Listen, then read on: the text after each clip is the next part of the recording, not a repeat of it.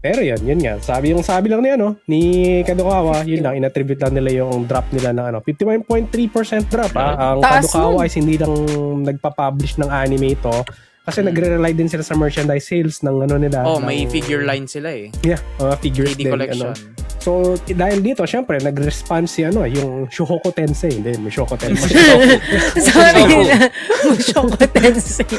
So, yung Mushoku Tensei na author na si Rifujin Magunote. Ang sabi niya kasi dito, yung mga specific popular type of web novel style or narrow style yan, started to lose yung mga flavor nila or drop in popularity.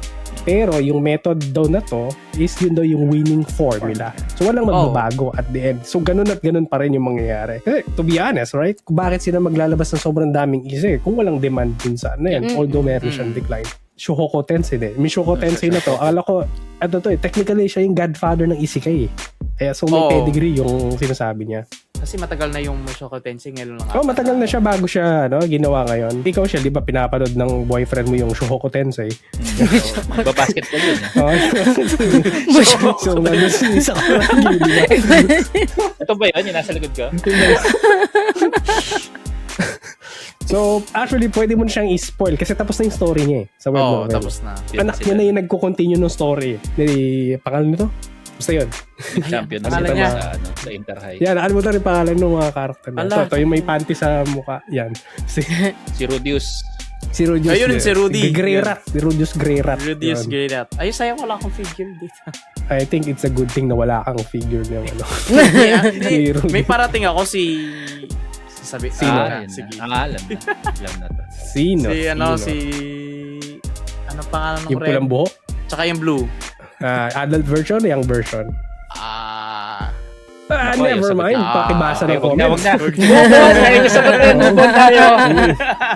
Sabi sa comments. Mushoshi. Yun. Mushoshi. Sabi ni Queen Rosie, opo, marami po isekai, hindi lang po sa anime. Pero sa manhwa din po. In manhwa po, marami po. Feeling ko po dumadami ng isekai self-insert. Pero kay Rimuru po, maganda pa rin ang arc niya. Maganda. Winning formula, pero if sobra, hindi na po winning. Yeah, kasi di na siya formula eh. The new norm. Mass produced na siya. Mass produced na siya. Yeah. Madalas, ang parang winning formula, hindi ko gets yung ano yung narrow style. Yung ba yung palaging nananalo yung main character or... Yun nga, yung narrow style, yung self-insert daw. Power fantasies. Yun talaga. Yung mga kakaiba kasing na-enjoy ko yung, kunwari yung Gate, Eminence of Shadow, yung Overlord. Ano pa ba yung kakaiba? Yung Overlord kakaiba yun kasi yung villain, sila yung villain. Kao naman yung villain. Baliktad na. Baliktad. Meron yung yun yung yung ikaw yung hero tapos lumipat siya sa villain side. Kasi yung common na I got kicked out from my hero party, blah blah blah. Yun naging common na bigla din yun eh. Matagal na ang isekai. Fushigi Yugi, isekai yun. Yup. Yung mga Magic lumang Knight isekai, Rayer. hindi ko pa naano yun. Dual. Pucha, nga, no? Isekai din yun, di ba? Madami. Escaplone. Di ba? Tagal na ang isekai. Tagal na. I mean, siguro quality lang ng story.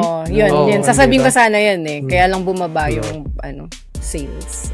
Maganda kung kung marami ka nang napanood na isekai, panoorin nyo na yung Konosuba para mawala yung umay nyo. Ganun. Yeah, yan. Kailangan ng ibang pang-dilute ng palette. Konosuba. Or kung napanood mo na lahat yon, panoorin nyo yung Isekai Quartet. Alam nyo yun? Kaya, yung lahat sa ng classroom. Isekai nagsama-sama yan. Naka-chibi. Nasa classroom sila. Yun yung magandang parang Konosuba din na comedy kasi. Kaya nagkakaroon ng traction yun, yung mga manhwa. Ganon, yung mga omniscient reader, mga solo leveling. Kasi kakaiba yung story no. Pero yun. Sabi dito ka pala. The Water Magician Oxden na isekai. Napanood ko siya lately. Water Magician, oo. Maganda yung start niya, to be honest, pero medyo slow burn eh. Minsan maganda din yung mga slow burn eh. Pati yung yung farmer siya, pero naging harem afterwards eh. Ayun, I built the kingdom, realist something, realist hero. Tapos, pala, yung kaya pala inaano ng Kadokawa yan kasi sila halos lahat nung nasa Isekai Quartet halos sa kanila ata yun. Sa kanila. Sila yung maraming pinroduce na Isekai. Kaya namang problema sila ngayon. Kaya parang siguro namimili sila ngayon. Ba't naghanap sila? Siguro masyado nga silang marami. Tapos namimili na lang sila na dapat produce. Kadukawa pa rin. Nagre-reklamo pa sila. For anime, it's more adventure genre calling. For manhwa, it's more Bridgerton inspired fiction.